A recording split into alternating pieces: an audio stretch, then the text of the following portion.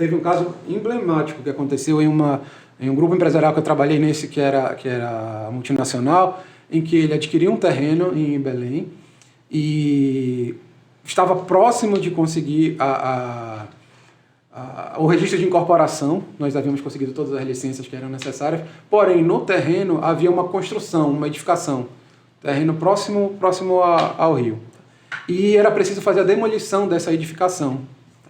Porém, primeiro os moradores do terreno, quando esse é o tipo de demolição que ia ser utilizado, os moradores, a vizinhança, e havia sido feito até um estudo de impacto de vizinhança, estudo de impacto ambiental, para comprovar que não teria problema. Porém, os vizinhos do empreendimento, eles procuraram fazer uma reclamação no Ministério Público, o Ministério Público notificou a empresa. Mas qual seria o tipo de demolição que seria, doutor, para ter tudo isso? Pois era um moinho que tinha no local, não era algo grande. E colocar o dinamite lá. Botar o dinamite.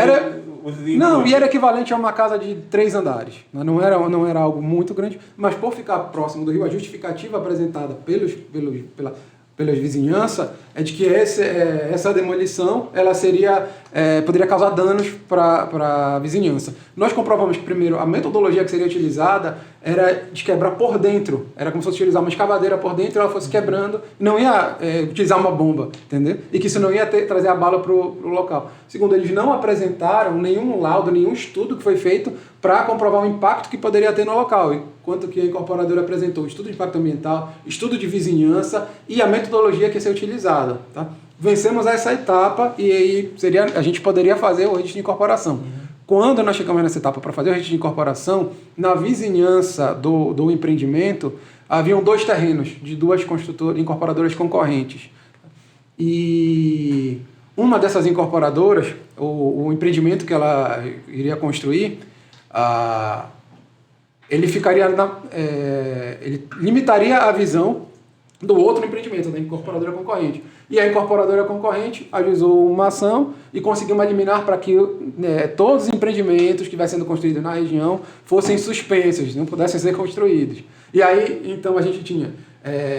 já estava para conseguir o registro de incorporação, mas esse empreendimento foi abarcado pela decisão da liminar. E aí nós tivemos que nos manifestar nesse processo, comprovar que o nosso empreendimento ele não se enquadrava naquela situação, daquela relação entre as duas empresas. Mas a alegação dele era o quê? Que prejudicaria a vista? Ele queria... Ele apresentou a fundamentação de que esse outro empreendimento ele estava sendo construído com uma altura superior à que era permitida no espaço, naquele local. Eu achei que quando falou, você que estava bloqueando a vista dele. Não, a fundamentação dele não foi essa. Essa seria a fundamentação comercial. Eu acho até que ocorreu um exemplo desse parecido, mas que realmente ocorreu foi onde tem aquele supermercado ali perto da... O supermercado econômico na Pedroche Cabral, não é isso? Não. Aqui na orla, no portal. Sim. E tinha um empreendimento lá que ia ser vendido. E ficou lá um stand por muito tempo. Só que depois verificou-se que não poderia ter um empreendimento com aquelas números de pavimentações justamente ali na margem do rio. Essa incorporadora em que eu trabalhei, ela chegou a verificar esse terreno. Nós fizemos um estudo que, por conta dos impostos que teria que pagar e do tipo de empreendimento que ela queria construir, ela precisaria fazer uma outra configuração, ela teria uma despesa muito maior, diminuiria a viabilidade de lucro e aí ela não adquiriu o terreno. A gente chegou a tratar, em relação a esse caso, uma opção de compra, que é um instrumento que é confeccionado antes de adquirir o terreno, em que você vai verificar as obrigações de quem vai vender o terreno, se estão está ok. E quais vão ser as obrigações de quem vai comprar o terreno. Se ele vai comprar pagando integralmente o valor, se vai comprar pagando parte do valor do terreno em dinheiro, parte em permuta. E também há uma previsão, olha, que a gente vai fazer um estudo do local e verificar se ele é viável. E a gente conseguiu suspender a aquisição do terreno por conta dessa inviabilidade, porque não poderia ser construído numa determinada altura com algumas limitações. O que acaba também sendo prejudicial, né? Às vezes para a empresa, porque precisa de um número de pavimentações para começar a alvejar algum tipo de lucro, né? Assim como quando a empresa ela adquire um empreendimento, já vi também um caso em que a empresa ela queria adquirir um terreno, esse terreno era muito amplo, porém ele era de uma outra empresa anterior, que tinha muitas ações trabalhistas. E nós finalizamos para a empresa as ações trabalhistas e o risco da empresa ser demandada nos processos trabalhistas, porque a maior parte dos processos já estava em fase de execução.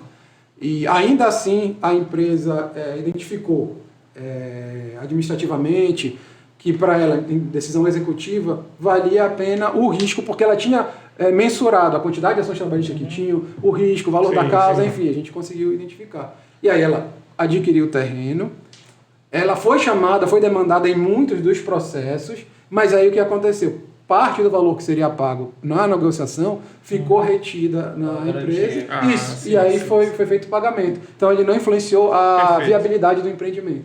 Já fizeram as contas, né? Sim. É aquilo que a gente tinha mencionado aquele antes, né? Passivo, possível. Exatamente.